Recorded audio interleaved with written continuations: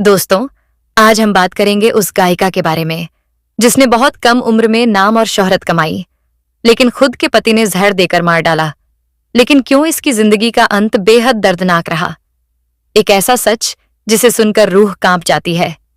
बॉलीवुड के मशहूर अभिनेता और निर्देशक फिरोज खान की फिल्म कुर्बानी की अपार सफलता के पीछे उसके गानों का बहुत बड़ा योगदान था। खासतौर पर नाजिया हसन का गाना आप जैसा कोई मेरी जिंदगी में आए तो बात बन जाए। आज भी हर वो शख्स इस गाने को गुनगुनाता है जिसने उस दौर में ये फिल्म देखी थी। लेकिन जिस नाजिया हसन ने अपने गानों से लाखों जिंदगियों में खुशियां भरी, उनकी अपनी जिंदगी में कभी कोई ऐसा शख्स नहीं आया जो सच में उनकी जिंदगी बेहतर बना पाता, जो उनके दर्द को समझ पाता।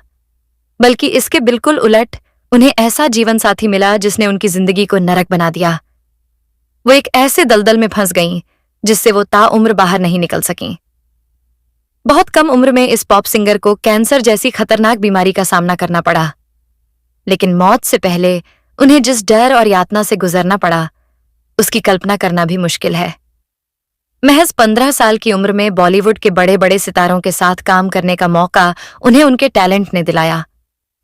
लेकिन सिर्फ 35 साल की उम्र में इस खूबसूरत और प्रतिभाशाली सिंगर की दर्दनाक मौत हो गई।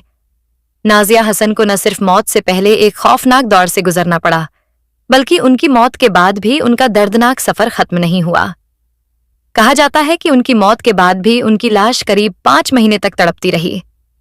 दोस्तों, क्राइम की दुनिया की आज की ये कहानी बेहद खास है और उतनी ही दर्द से भरी हुई। ये कहानी है उस पाकिस्तानी पॉप सिंगर की जिसने महज 15 साल की उम्र में ऐसे ऐसे गाने गाए जो न सिर्फ भारत और पाकिस्तान बल्कि दुनिया के कई देशों में बेहद पसंद किए गए। इतने कम सालों में उन्होंने बॉलीवुड में काम किया, अपनी अलग पहचान बनाई, एक के बाद एक म्यूजिक एल्बम लॉन्च किए और दुनिया के कई प्रतिष्ठित अवार्ड अपने नाम किए। लेकिन वीडियो शुरू करने से पहले आपसे एक छोटी सी रिक्वेस्ट है। अगर आपने अब तक हमारे चैनल को सब्सक्राइब नहीं किया है तो अभी कर लीजिए और वीडियो को लाइक जरूर करें। साल 1981 में जैसे ही डिस्को दीवाने गाना रिलीज हुआ, भारत में म्यूजिक का ट्रेंड ही बदल गया। देखते ही देखते ये गाना न सिर्फ भारत और पाकिस्तान बल्कि कई दूसरे देशों में भी छा गया। लेकिन क्या आपको पता है कि इस गाने की उस जादुई आवाज का नाम क्या था? शायद आप में से बहुत से लोग नहीं जानते होंगे कि ये आवाज किसी भारतीय सिंगर की नहीं बल्कि पाकिस्तानी पॉप सिंगर नाजिया हसन की थी। नाजिया हसन ने पाकिस्तान के साथ साथ बॉलीवुड में भी पॉप म्यूजिक का एक नया दौर शुरू किया। उनके गाने घर घर में बजने लगे। आज भी उनके गाने लोगों को उतने ही प्यारे लगते हैं जो हमारे दिलों में जोश और उमंग भर देते हैं। 80 के दशक में नाजिया हसन के लगभग सभी गाने सुपर डुपर हिट हो रहे थे। हैरानी की बात यह थी कि उस वक्त वो स्कूल में पढ़ाई कर रही थीं। पढ़ाई के साथ साथ उनका हर गाना सुर्खियां बटोर रहा था। नाजिया हसन ने इतनी कम उम्र में आप जैसा कोई, दम दम दीदी, दिल मेरा ये कहता है, तुम मेरे हो, दिल बोले बम बम, आंखें मिलाने वाले, दिल को चुराने वाले, कैमरा कैमरा जैसे गाने गाकर देश दुनिया में टहलका मचा दिया। देखते ही देखते वो युवा दिलों की धड़कन बन गईं। भारत में पॉप म्यूजिक इंडस्ट्री को नई जान देने वाली नाजिया हसन के गानों का बॉलीवुड पर ऐसा जादू चला कि बाद में उनके कई गाने रीमिक्स भी किए गए। आपको याद ही होगा कि 2012 में रिलीज हुई बॉलीवुड की मशहूर film student of the year ने पुराने दौर की पॉप म्यूजिक की यादों को एक बार फिर जिंदा कर दिया था। इसके बाद उसी दौर की एक और मशहूर रचना को 2012 में रिलीज हुई फिल्म मिस लवली में नए अंदाज में पेश किया गया। इस फिल्म को बाद में कांस इंटरनेशनल फिल्म फेस्टिवल में भी शामिल किया गया था। नाजिया हसन का जन्म 3 अप्रैल 1965 को कराची, पाकिस्तान में हुआ था। उनकी मां एक सोशल वर्कर थीं और उनके पिता बशीर हसन एक प्रसिद्ध बिजनेसमैन थे। साल 1975 तक आते आते नाजिया का पूरा परिवार लंदन में सेटल हो गया। इसी वजह से नाजिया भी अपनी शुरुआती पढ़ाई पूरी करने के बाद लंदन चली गईं और वहीं आगे की पढ़ाई की। इससे पहले नाजिया हसन की प्रारंभिक शिक्षा कराची ग्रामर स्कूल से हुई थी। इसके बाद उन्होंने रिचमंड अमेरिकन यूनिवर्सिटी लंदन से इकोनॉमिक्स में ग्रेजुएशन किया और फिर लंदन यूनिवर्सिटी से LLB की पढ़ाई भी पूरी की। नाजिया के टीचर्स बताते हैं कि वह पढ़ाई को बेहद गंभीरता और लगन के साथ करती थीं। पढ़ाई के साथ साथ वह अपनी सिंगिंग को भी उतनी ही ईमानदारी से समय देती थीं और दोनों ही चीजों में परफेक्शन चाहती थीं। नाजिया के जानने वाले और उनके रिश्तेदार बताते हैं कि महज 6 साल की उम्र से ही नाजिया ने गाना शुरू कर दिया था। इतनी कम उम्र में भी वह किसी दूसरे सिंगर की नकल नहीं करती थीं, बल्कि अपनी अलग और नेचुरल आवाज में गाने पेश करती थीं, जो उनके टैलेंट को साफ दिखाता था। जिस दौर में लोग दिग्गज गायिकाओं को सुनकर बड़े हो रहे थे, उसी दौर में नाजिया की आवाज ने लोगों का ध्यान अपनी तरफ खींच लिया। उनके करीबियों को तभी एहसास हो गया था कि यह छोटी सी बच्ची आगे चलकर सिंगिंग की दुनिया में बहुत बड़ा नाम कमाने वाली है। नाजिया के चाचा अनवर मकसूद बताते हैं कि मशहूर संगीतकार सोहेल राणा के एक प्रोग्राम ने नाजिया के टैलेंट को पहचान दिलाई। यहीं से नाजिया के सिंगिंग करियर की एक प्रोफेशनल शुरुआत हुई। अनवर मकसूद खुद भी कला और साहित्य से जुड़े हुए थे। नाजिया के चाचा अनवर मकसूद बताते हैं कि मशहूर संगीतकार सोहेल राणा के एक प्रोग्राम ने नाजिया के टैलेंट को पहचान दिलाई। यहीं से नाजिया के सिंगिंग करियर की एक प्रोफेशनल शुरुआत हुई। अनवर मकसूद खुद भी कला और साहित्य से जुड़े हुए थे, इसलिए वह नाजिया की प्रतिभा को अच्छी तरह समझते थे। उनके अनुसार, मैंने नाजिया को बहुत छोटी उम्र में ही पहचान लिया था कि यह लड़की म्यूजिक के क्षेत्र में बहुत आगे जाने वाली है। नाजिया के दोस्त, टीचर्स और परिवार वाले बताते हैं कि वह शुरू से ही बेहद अनुशासित थीं। जो काम ठान लेती थीं, उसे पूरा करके ही दम लेती थीं। उनका कमिटमेंट बहुत मजबूत था और वह खुद को सिंगिंग के क्षेत्र में एक मुकाम तक पहुंचाना चाहती थीं। हालांकि कम उम्र में सिंगिंग शुरू करने की वजह से उनके लिए पढ़ाई और गाने दोनों को साथ संभालना आसान नहीं था, लेकिन इसके बावजूद नाजिया ने दिन रात मेहनत की और अपने सपनों को जिंदा रखा। नाजिया हसन अपने घर में सबसे बड़ी थीं। उनके छोटे भाई जोहेब हसन भी उनके साथ सिंगिंग किया करते थे और उम्र में उनसे लगभग 2 साल छोटे थे। उनकी छोटी बहन नादिया हसन ने भी बड़े भाई बहन के रास्ते पर चलते हुए सिंगिंग को अपना करियर बनाया। नाजिया और जोहेब की जोड़ी लोगों को बेहद पसंद आती थी और दोनों को एक साथ परफॉर्म करते देखना दर्शकों के लिए खास होता था। नाजिया की आवाज को बॉलीवुड तक पहुंचाने का श्रेय फिरोज खान को जाता है। उन्होंने नाजिया को अपनी फिल्म कुर्बानी में गाने का मौका दिया, जो 1980 में रिलीज हुई थी। इस फिल्म के बाद नाजिया की पहचान तेजी से ऊंचाइयों तक पहुंचने लगी। इस फिल्म तक पहुंचने की कहानी भी बेहद दिलचस्प है। दरअसल एक बार फिरोज खान लंदन में एक पार्टी में गए थे, जहां उन्होंने नाजिया को गाते हुए सुना। उनकी आवाज से इतने प्रभावित हुए कि उन्होंने नाजिया को अपनी फिल्म में मौका देने का फैसला कर लिया। उस वक्त नाजिया हसन सिर्फ 15 साल की थीं और लंदन के एक स्कूल में अपनी पढ़ाई पूरी कर रही थीं। उसी उम्र में नाजिया ने बॉलीवुड फिल्म कुर्बानी में गाना आप जैसा कोई मेरी जिंदगी में आए गाया था। फिल्म के रिलीज होते ही यह गाना बेहद तेजी से पॉपुलर हो गया। नाजिया हसन की दीवानगी भारत ही नहीं बल्कि तमाम बॉलीवुड फैंस के बीच बढ़ती चली गई। उनके गानों की हर जगह डिमांड होने लगी। आप जैसा कोई मेरी जिंदगी में आए ने न सिर्फ भारत बल्कि पूरे साउथ एशिया में जबरदस्त धूम मचा दी थी। इस गाने की जबरदस्त सफलता के चलते नाजिया हसन को 1981 में फिल्म फेयर अवार्ड में बेस्ट फीमेल प्लेबैक सिंगर का अवार्ड मिला। महज 15 साल की इतनी छोटी उम्र में यह अवार्ड अपने नाम करने के बाद नाजिया भारत और पाकिस्तान दोनों देशों में एक सनसनी बन गईं। चारों तरफ म्यूजिक के दीवाने लोग उनकी ही चर्चा करने लगे। फिल्म फेयर अवार्ड जीतने के बाद नाजिया हसन पाकिस्तान की सबसे कम उम्र में यह अवार्ड पाने वाली पहली शख्सियत बन गईं। नाजिया से पहले यह अवार्ड ज्यादातर लता मंगेशकर जैसी महान गायिकाओं के नाम रहा करता था, लेकिन 15 साल की इस लड़की ने लता जी को पीछे छोड़ते हुए फिल्म फेयर अवार्ड अपने नाम कर लिया। नाजिया को यह अवार्ड देने के लिए मशहूर अभिनेता और शोमैन राज कपूर ने खुद उन्हें फोन किया था। शुरुआत में उनकी मां मुनिबा हसन को इस बात पर यकीन ही नहीं हुआ, लेकिन इतनी कम उम्र में बॉलीवुड का सबसे बड़ा सम्मान मिलने की खुशी उनके चेहरे पर साफ दिखाई दे रही थी। फिल्म फेयर अवार्ड मिलने के बाद नाजिया को अपनी फिल्मों में लेने के लिए डायरेक्टर्स के बीच होड़ मच गई थी, लेकिन स्कूल में पढ़ाई जारी होने की वजह से नाजिया ने ज्यादातर डायरेक्टर्स को मना कर दिया। हालांकि फिल्म कुर्बानी की अपार सफलता के बाद नाजिया हसन और उनके भाई जोहेब हसन ने एक के बाद एक कई म्यूजिक एल्बम रिलीज किए। उन्होंने अपना पहला प्राइवेट म्यूजिक एल्बम डिस्को दीवाने साल 1981 में मशहूर संगीतकार बिद्दू के साथ प्रोड्यूस किया। इस एल्बम का गाना डिस्को दीवाने सुपरहिट साबित हुआ। लोगों में इस गाने की दीवानगी इस कदर चढ़ गई कि इसके कई रीमेक बनाए गए। डिस्को दीवाने ने सिर्फ भारत ही नहीं बल्कि पूरे south Asia, Britain, Brazil, Latin America, रूस, साउथ अफ्रीका और दुबई तक अपनी गहरी छाप छोड़ी। नाजिया ने इसी एल्बम का इंग्लिश वर्जन ड्रीमर दीवाने भी लॉन्च किया, जिसे यूरोप में जबरदस्त लोकप्रियता मिली। इस गाने के बाद नाजिया हसन और जोहेब हसन ने कामयाबी की नई नई बुलंदियों को छूना शुरू कर दिया। इसके बाद उन्होंने एक के बाद एक कई म्यूजिक एल्बम्स लॉन्च किए। नाजिया और उनके भाई जोहेब को मिली इस जबरदस्त शोहरत के बाद उस दौर की मशहूर ब्रिटिश म्यूजिक कंपनी EMI ने उन्हें साइन कर लिया। देखते ही देखते नाजिया की लोकप्रियता और भी ज्यादा परवान चढ़ने लगी।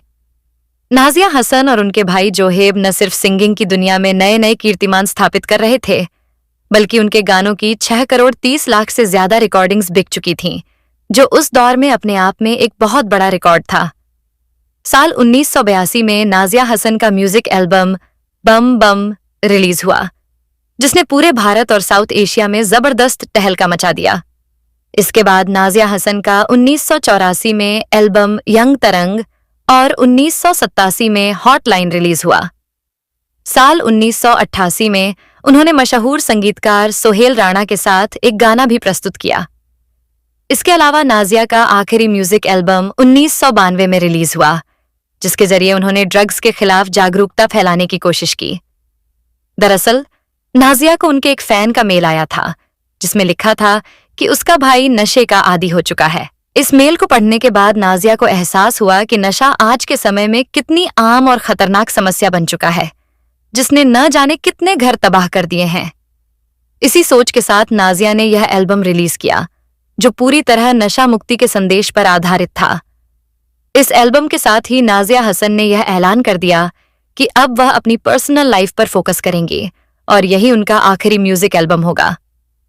अपने छोटे लेकिन बेहद प्रभावशाली म्यूजिक करियर को अलविदा कहने के बाद भी नाजिया को बॉलीवुड फिल्मों और दूसरे म्यूजिक एल्बम्स के कई ऑफर मिले, लेकिन उन्होंने सभी को ठुकरा दिया। इसी दौरान मशहूर भारतीय म्यूजिक कंपोजर बिद्दू द्वारा बनाए गए मेड इन इंडिया सॉन्ग के लिए भी नाजिया के पास ऑफर आया, लेकिन उन्होंने इसे स्वीकार नहीं किया। बाद में यह गाना अलीशा चिनॉय ने गाया। नाजिया और उनके भाई जोहेब हसन के गानों को BBC, ETV और कई अन्य पॉपुलर चैनलों पर प्रसारित किया गया। इसके अलावा भारत की प्रतिष्ठित पत्रिका मैगजीन सोसाइटी की 50 people who change our lives list में भी नाजिया को लता मंगेशकर, मदर टेरेसा और इंदिरा गांधी जैसी महान हस्तियों के साथ शामिल किया गया। इससे आप भारत में नाजिया हसन की लोकप्रियता का अंदाजा लगा सकते हैं। नाजिया सिर्फ एक गायिका ही नहीं थी, बल्कि सामाजिक कार्यों में भी उनकी गहरी रुचि थी। उनके सामाजिक योगदान को देखते हुए 1991 में यूनिसेफ ने उन्हें कल्चरल एम्बेसडर नियुक्त किया। नशे के खिलाफ उन्होंने सिर्फ गानों के जरिए ही लड़ाई नहीं लड़ी, बल्कि पाकिस्तान में बैन नाम का एक फाउंडेशन भी बनाया। इसके अलावा उन्होंने राजस्थान में गरीब बच्चों की मदद के लिए भी फंड इकट्ठा किया। फिल्म फेयर अवार्ड के अलावा नाजिया को साउथ कोरिया का प्रतिष्ठित गोल्डन डिस्क अवार्ड भी मिला। साथ ही उन्हें म्यूजिक के क्षेत्र में डबल प्लैटिनम, 5 प्लैटिनम और 15 गोल्ड डिस्क अवार्ड्स से भी सम्मानित किया गया। नाजिया और उनके भाई जोहेब सामाजिक कार्यों में बढ़ चढ़कर हिस्सा लेते थे। खुद जोहेब हसन ने बताया था कि सिंगिंग के बाद अगर नाजिया का कोई दूसरा सबसे बड़ा शौक था, तो वह था जरूरतमंद लोगों की मदद करना। इसी वजह से नाजिया को यूनिसेफ का ब्रांड एम्बेसडर भी बनाया गया। इसके अलावा उन्होंने यूनाइटेड नेशंस के साथ भी काम किया और न्यूयॉर्क में एक सोशल वर्कर और चाइल्ड एक्टिविस्ट के रूप में सेवाएं दी। इस दौरान उन्हें पाकिस्तान और कई अंतर्राष्ट्रीय संस्थाओं की ओर से अनेक सम्मान भी मिले। नाजिया की सिंगिंग की अदायगी एक अलग ही स्तर की थी। उनकी खूबसूरती के चर्चे हर गली में थे और हर युवा दिल उनके लिए धड़कता था। वो अपनी जिंदगी में बहुत कुछ हासिल करना चाहती थीं, लेकिन शायद नियति को कुछ और ही मंजूर था। नाजिया हसन के मुश्किल दिनों की शुरुआत 1994 में हुई, जब उन्हें कैंसर होने का पता चला। लेकिन उस समय नाजिया की हालत इतनी गंभीर नहीं थी, क्योंकि डॉक्टरों को पूरी उम्मीद थी कि उनका कैंसर ठीक हो जाएगा। नाजिया की असली परेशानियों की शुरुआत उनकी शादी के बाद होती है। दरअसल 30 मार्च 1995 को नाजिया हसन की शादी कराची के मशहूर बिजनेसमैन इश्तियाक बेग से कर दी जाती है। इश्तियाक बेग की बहन अफरीन नाजिया की अच्छी दोस्त थीं, जिसकी वजह से दोनों परिवार एक दूसरे को पहले से ही अच्छी तरह जानते थे। शादी के बाद नाजिया लंदन से कराची शिफ्ट हो जाती हैं। शादी के महज 2 साल बाद यानी 1997 में कैंसर से पीड़ित होने के बावजूद नाजिया हसन ने बेहद मुश्किल हालात में एक बेटे को जन्म दिया। उनका बेटा अंदर से बेहद मजबूत और समझदार था। कैंसर जैसी गंभीर बीमारी से जूझने के बावजूद नाजिया हमेशा कहा करती थीं, मैं अपने बेटे के लिए और जीना चाहती हूं। वो अपने बेटे के लिए वक्त निकालती थीं, उसे घुमाने भी ले जाया करती थीं। लेकिन बेटे के जन्म के बाद जब नाजिया को कैंसर ने पूरी तरह जकड़ लिया, तब उनके पति इश्तियाक बेग ने उन्हें छोड़ दिया। इलाज के लिए नाजिया लंदन चली गईं, जहां उनके परिवार वालों ने उनके इलाज की पूरी जिम्मेदारी संभाली। एक तरफ नाजिया अपनी जिंदगी की जंग लड़ रही थीं, तो दूसरी तरफ उन्हें अपने वैवाहिक रिश्ते की तकलीफों से भी गुजरना पड़ रहा था। जिस म्यूजिक ने नाजिया को शोहरत दी, उन्हें एक अलग पहचान दी, उनकी जिंदगी को ऊंचाइयों तक पहुंचाया, शादी के बाद वही म्यूजिक उनके पति के लिए नाजिया से जुड़ी एक समस्या बन गया। कैंसर के इलाज के दौरान नाजिया को एक के बाद एक कई कीमोथेरेपी दी गईं, जिससे उनका शरीर पूरी तरह टूटने लगा। शरीर कमजोर होने के कारण कई लोग उन्हें आगे कीमोथेरेपी न लेने की सलाह देने लगे, लेकिन इसके बावजूद नाजिया ने सभी कीमोथेरेपी लेने का फैसला किया। इलाज के दौरान नाजिया को कुल 15 कीमोथेरेपी दी गईं। इतनी कीमोथेरेपी से गुजरने के बावजूद उनके स्वास्थ्य में कोई खास सुधार नहीं हुआ। जिंदगी की जंग लड़ते लड़ते आखिरकार 13 अगस्त 2000 को महज 35 साल की उम्र में नाजिया हसन ने दुनिया को अलविदा कह दिया। नाजिया के भाई जोहेब हसन ने बताया कि कैंसर जैसी गंभीर बीमारी से लड़ते हुए उन्हें अपने आखिरी दिनों में बेहद तकलीफों का सामना करना पड़ा। आज भी वो और उनका परिवार नाजिया के आखिरी दिनों को याद कर भावुक हो जाते हैं। मौत से ठीक 3 दिन पहले नाजिया की हालत बिगड़ने पर उन्हें नॉर्थ लंदन के हॉस्पिटल वार्ड नंबर 22 में भर्ती कराया गया था। जिंदगी को अलविदा कहने से ठीक 1 दिन पहले उनकी तबीयत में थोड़ा सुधार भी देखा गया था, लेकिन अगली सुबह अचानक नाजिया की हालत फिर बिगड़ गई। उन्हें तेज खांसी आने लगी और कुछ ही मिनटों के भीतर नाजिया हसन हम सबको छोड़कर हमेशा के लिए इस दुनिया से चली गईं। बताया जाता है कि नाजिया हसन के पति ने अपनी शादीशुदा जिंदगी के 5 सालों के दौरान उन्हें कई बार स्लो पॉइजन दिया, जिससे नाजिया की तबीयत धीरे धीरे बहुत ज्यादा बिगड़ती चली गई। ये 5 साल नाजिया के लिए बेहद दर्दनाक साबित हुए। यह भी कहा जाता है कि जब नाजिया को अपने पति के सहारे की सबसे ज्यादा जरूरत थी, तब उनके पति इश्तियाक बेग ने उनकी मौत से महज 10 दिन पहले ही उन्हें तलाक दे दिया। नाजिया हसन ने अपनी मौत से पहले दिए गए एक इंटरव्यू में खुद यह बात कही थी कि उनके पति इश्तियाक बेग ने उन्हें कई बार जहर देकर मारने की कोशिश की थी। इसके अलावा नाजिया ने यह आरोप भी लगाया था कि उनके पति के एक पाकिस्तानी अभिनेत्री के साथ नाजायज संबंध थे। नाजिया के पति इससे पहले 2 शादियां कर चुके थे और नाजिया से उनकी यह तीसरी शादी थी, लेकिन नाजिया से शादी करते वक्त उन्होंने यह बात न तो नाजिया को बताई थी और न ही उनके परिवार को इसकी कोई जानकारी दी थी। नाजिया हसन ने यह भी कहा था कि उनके पति ने उनके कैंसर के इलाज का खर्च उठाने से इनकार कर दिया था और उनका पूरा इलाज उनके मायके वालों की मदद से कराया जा रहा था। उन्होंने साफ कहा था कि मेरे पति ने मुझे कैंसर से ज्यादा दर्द दिया है और अब मैं उनके साथ बिल्कुल नहीं रहना चाहती। उनके साथ रहने से अच्छा मैं मरना पसंद करूंगी।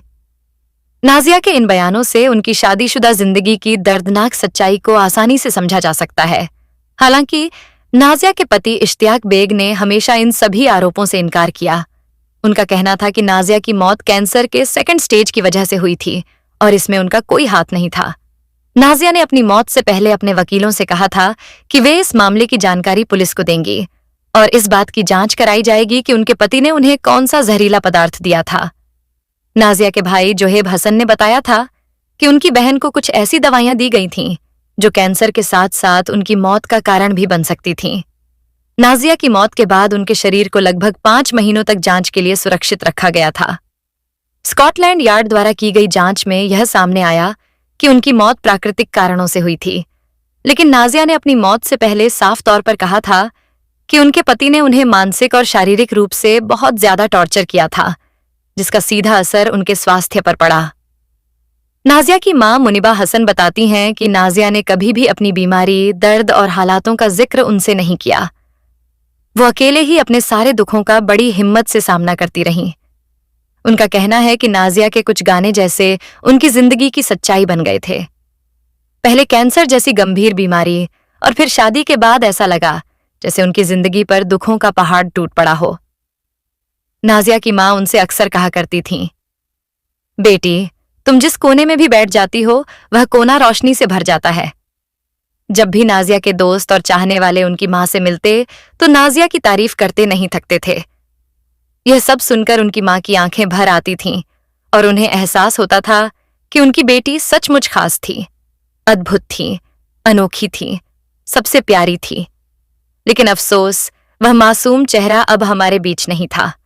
नाजिया हसन भले ही आज इस दुनिया में मौजूद नहीं है, लेकिन उनकी तस्वीरें, उनके गाने और उनकी यादें आज भी हम सबके जहन में जिंदा हैं।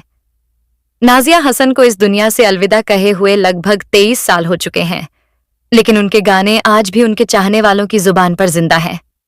नाजिया की मृत्यु के बाद साल 2002 में उन्हें पाकिस्तान के सबसे प्रतिष्ठित सम्मानों में से एक प्राइड ऑफ परफॉर्मेंस से नवाजा गया। उन्हें नाइटिंगेल ऑफ पाकिस्तान के नाम से जाना जाता था, क्योंकि उन्होंने पाकिस्तानी म्यूजिक इंडस्ट्री में एक नई जान फूंक दी थी। नाजिया के इस दुनिया से चले जाने के बाद उनके भाई जॉय हसन और बहन जोया हसन ने नाजिया हसन फाउंडेशन की शुरुआत की, ताकि गरीब बच्चों और जरूरतमंद लोगों की मदद करने का नाजिया का सपना पूरा किया जा सके। इस फाउंडेशन के जरिए पाकिस्तान में गरीब लोगों के इलाज के लिए लगभग 50 अस्पताल और नाजिया होम्स के नाम से जरूरतमंदों के लिए घर उपलब्ध कराए गए। नाजिया हसन जैसी शख्सियतें बहुत कम पैदा होती हैं, जो अपने चाहने वालों के लिए यादों की ऐसी अमानत छोड़ जाती हैं जो कभी मिटती नहीं। दोस्तों, आज के इस वीडियो में बस इतना ही। नाजिया हसन के साथ हुई इस दर्दनाक घटना को लेकर आपकी क्या राय है, हमें कमेंट करके जरूर बताइए। साथ ही यह भी बताइए कि आपको हमारा यह वीडियो कैसा लगा। अगर आपको ऐसी ही सच्ची, भावनात्मक और इंटरेस्टिंग कहानियां देखना पसंद है तो अभी हमारे चैनल स्टार मनोहर राठौर को सब्सक्राइब करना न भूलें। आप कमेंट में यह भी बता सकते हैं कि अगली कहानी किस टॉपिक पर देखना चाहेंगे। आपकी राय हमारे लिए बहुत मायने रखती है। फिर मिलेंगे एक और खास कहानी के साथ। तब तक के लिए अपना ख्याल रखें। जय हिंद।